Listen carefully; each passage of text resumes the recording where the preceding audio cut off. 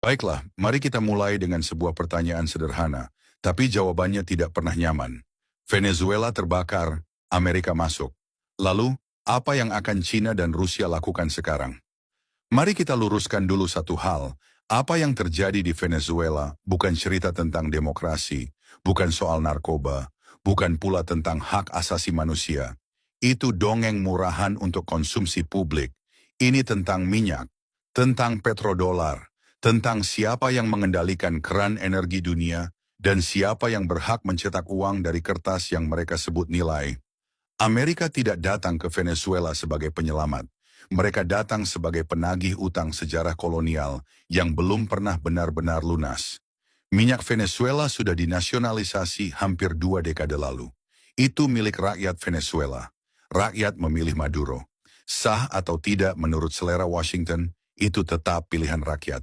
Dan Amerika tidak punya dasar hukum apapun untuk mengubahnya. Maka mereka melakukan apa yang selalu mereka lakukan. Menciptakan boneka, menyusun narasi, lalu menjualnya ke dunia dengan kemasan moral. Kalau ini benar-benar operasi sah, seharusnya ada persetujuan Kongres. Seharusnya ada mandat PBB. Tapi tidak ada, karena ini invasi ilegal. Sama ilegalnya dengan operasi di Pakistan yang menewaskan Osama bin Laden. Sama ilegalnya dengan pembunuhan Jenderal Soleimani di Iran. Sama ilegalnya dengan rudal yang jatuh di Nigeria saat Natal. Polanya konsisten. Hukum internasional hanya berlaku untuk negara lain, bukan untuk Amerika. Lalu publik dunia berteriak, China, lakukan sesuatu. Rusia, bertindaklah. China, selamatkan Venezuela. Seolah-olah China dan Rusia adalah polisi dunia yang baru. Seolah-olah Beijing dan Moskow berutang nyawa kepada setiap krisis yang diciptakan Washington. Bahkan ada yang berkomentar seperti ini. Punya sekutu China dan Rusia nggak bisa diandalkan. Temannya diserang diam saja. Disinilah kita harus berhenti dan berpikir, meski itu menyakitkan. China dan Rusia tidak terlibat secara fisik bukan karena tidak peduli. China dan Rusia menahan diri karena tahu persis harga dari keterlibatan itu. Jika China atau Rusia masuk secara militer, satu-satunya kartu yang tersisa bagi Amerika adalah eskalasi total. Dan mari jujur, Amerika tidak bisa kalah. Bukan karena mereka kuat, tapi karena mereka akan menarik dunia ke jurang nuklir sebelum mengakui kekalahan. Amerika tidak mampu memenangkan perang konvensional melawan China di Pasifik. Mereka terlalu jauh, terlalu mahal, terlalu rapuh. China pun tidak mampu memenangkan perang di Atlantik atau Karibia.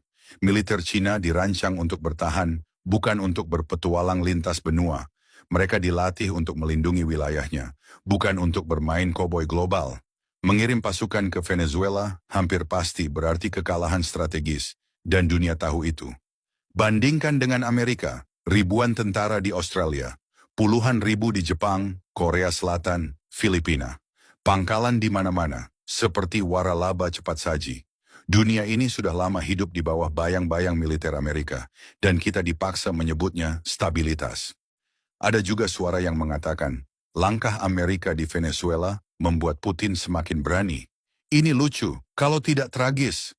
Putin sudah melakukan satu invasi yang dia inginkan. Dia tidak pernah mengumumkan ambisi ekspansi global. Narasi bahwa Rusia akan menelan Eropa adalah fantasi media barat dan para jenderal yang hidup dari anggaran perang. China pun sama. Mereka tidak pernah menyatakan ingin merebut Taiwan dengan kekerasan. Mereka selalu mengatakan satu hal, melindungi wilayah yang menurut resolusi PBB adalah bagian dari China. Tapi narasi agresor tetap dijual karena ketakutan lebih laku daripada fakta. Jadi kembali ke pertanyaan awal, apa yang akan China dan Rusia lakukan sekarang? Secara terbuka, China sudah mengutuk tindakan Amerika melalui Kementerian Luar Negeri. Akan ada protes diplomatik, akan ada pernyataan keras di PBB. Kita semua tahu bagaimana akhirnya, diabaikan, dihapus dari berita utama, dikubur oleh siklus informasi yang dikendalikan. Tapi permainan sebenarnya tidak terjadi di podium PBB. Itu terjadi di belakang layar, di jalur perdagangan, di sistem keuangan, di titik paling sensitif bagi Amerika, kantong uang mereka. Perdagangan langsung Amerika-China memang menurun. Tapi jangan tertipu, perdagangan China dengan mitra dagang terbesar Amerika justru melonjak. Meksiko, Kanada, negara-negara yang secara tidak langsung menjadi jalur bypass. Industri retail bergerak cepat menuju dedolarisasi. Transaksi energi perlahan mencari alternatif.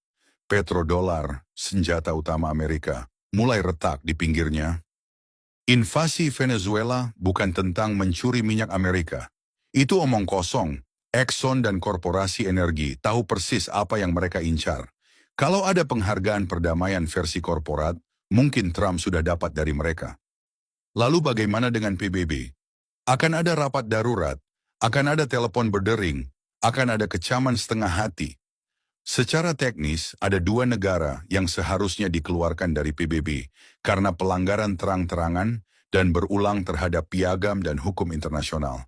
Tapi itu tidak akan pernah terjadi, karena sistem ini tidak dirancang untuk mengadili yang kuat, hanya untuk mengatur yang lemah. Tidak perlu mendorong seseorang yang sedang berlari menuju tebing. Dia akan jatuh sendiri. Amerika hari ini sedang berlari kencang. Dari Venezuela ke Iran, ke Bosnia, ke Afrika, ke Greenland, bahkan melirik Kanada. Kekuasaan darurat, pemilu yang dipelintir, ambisi masa jabatan ketiga. Ini bukan lagi kebijakan luar negeri. Ini gejala kekaisaran yang menua dan panik. Dan di tengah semua ini, dunia masih bertanya, kenapa Cina dan Rusia tidak menghentikan mereka? Karena itu bukan tugas Cina, bukan tugas Rusia. Cina tidak menginginkan perang kinetik. Mereka tahu keterlibatan mereka tidak akan mengakhiri perang apapun. Itu hanya akan mengakhiri dunia seperti yang kita kenal. Gaza, Ukraina, Venezuela, semuanya menunjukkan satu hal. Pengekangan Cina dan Rusia memang membuat frustrasi, tapi itu juga satu-satunya rem yang tersisa di sistem global yang gila perang. Jika dunia benar-benar ingin menghentikan Amerika, hanya ada satu cara. Demokrasi, bukan bom, bukan kapal induk. Rakyat Amerika sendiri yang harus berkata cukup. Mereka yang harus menuntut kepemimpinan yang lebih waras, lebih manusiawi, dan benar-benar menghormati hukum internasional yang selalu mereka khotbahkan. Jadi berhentilah menyalahkan China atau Rusia atas setiap kebakaran yang dinyalakan Amerika. Berhentilah menuduh China atau Rusia agresif, sementara Amerika adalah negara paling agresif dalam sejarah modern. Berhentilah berharap China atau Rusia turun tangan ke urusan negara lain, jika keterlibatan itu hanya akan mempercepat kehancuran global. Dunia sedang menonton, dunia sedang menunggu, tapi ini bukan ujian bagi China atau Rusia. Ini ujian bagi Amerika. Dan sampai ujian itu dijawab oleh rakyatnya sendiri, Venezuela hanyalah satu bab lagi dalam buku panjang tentang kekuasaan tanpa akuntabilitas. Situasinya akan memburuk, akan ada eskalasi. Tapi jika kamu masih berharap China atau Rusia akan datang sebagai penyelamat bersenjata, mungkin kita belum benar-benar belajar apapun dari sejarah. Kalau kamu suka pembahasan seperti ini, jangan lupa like dan subscribe, biar nggak ketinggalan konten lain seputar geopolitik, teknologi, dan krisis global. Dan seperti biasa, kalau kamu pikir video ini penting dan membuka wawasan baru, jangan cuma disimpan sendiri. Bagikan, biar makin banyak yang melek. Terima kasih, sampai jumpa di halaman berikutnya.